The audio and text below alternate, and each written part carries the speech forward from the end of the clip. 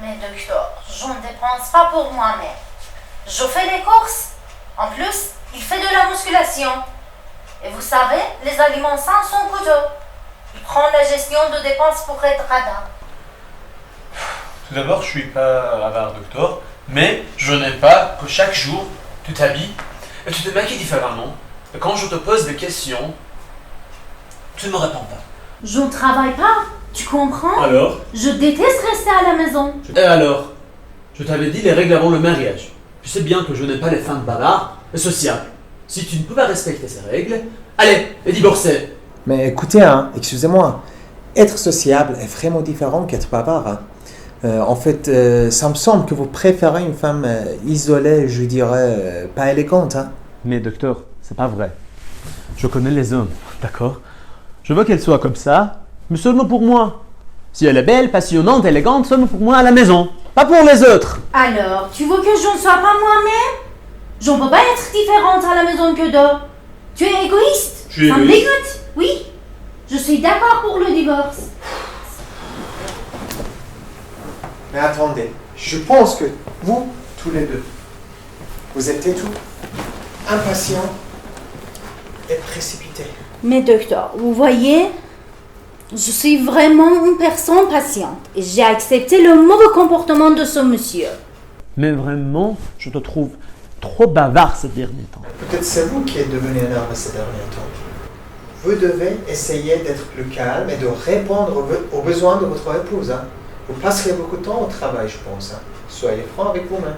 Écoutez, docteur, cette dame, elle croit que je m'amuse pendant que je travaille. Mais en vérité, je déteste mon travail. Mais je travaillais, pourquoi? Pour gagner de l'argent pour notre vie. S'il vous plaît, docteur, faites-lui comprendre. Tu dois m'encourager, elle doit m'encourager quand je retourne à la maison. Mais qu'est-ce que tu fais? Alors, femme au foyer, ce n'est pas mon métier favori.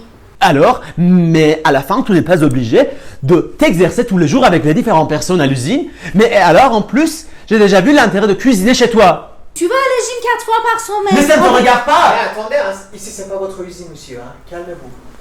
D'accord? Mais je pense que vous avez un problème en commun. Un problème en commun? Oui, exactement. Vous attendez beaucoup l'un de l'autre. Vous comptez les choses que vous faites pour l'autre. Alors? Mais docteur, nous sommes tous les deux d'accord pour le dire. Oui, vous voyez, là, c'est d'accord. Et voilà un autre problème. C'est votre impatience. La séparation, c'est toujours la dernière solution. C'est pas la première, madame. Alors, qu'est-ce qu'on doit faire? C'est ce que je vous propose. C'est de vous donner du temps et de l'espace.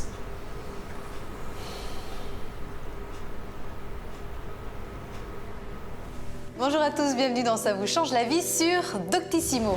D'après l'Organisation mondiale de la santé, 70% de la population mondiale pratique une forme de méditation, ce qui fait quand même presque 5 milliards de personnes, dont moi et dont vous très bientôt, hein, parce que méditer, vous allez voir, ça va vous changer la vie.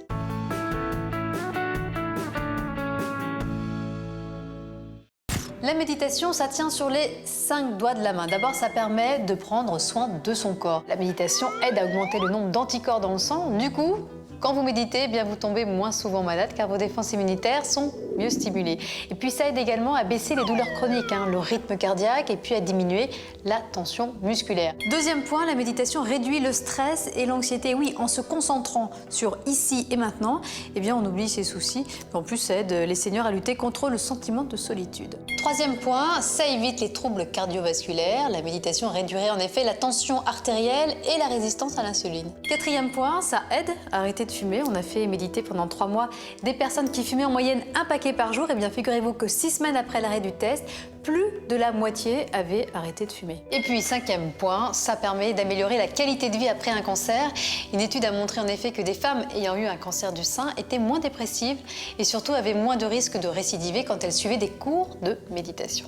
Un petit mode d'emploi, eh bien, première chose, trouvez un endroit calme où vous pourrez vous installer à chaque séance et puis rester au moins 10 minutes concentré sur votre respiration. Hein. Ça, c'est très important parce que le but, c'est d'arriver à ne plus penser à rien, à lâcher prise. C'est bon? Et si vous profitiez de la méditation pour redécorer un peu votre intérieur, regardez un petit buste de Bouddha par exemple. Orange, c'est très tendance en plus. Hein. Des tentures au mur ou quelques brins d'encens, une nouvelle lampe très jolie qui n'éclaire rien. Enfin, juste assez pour voir.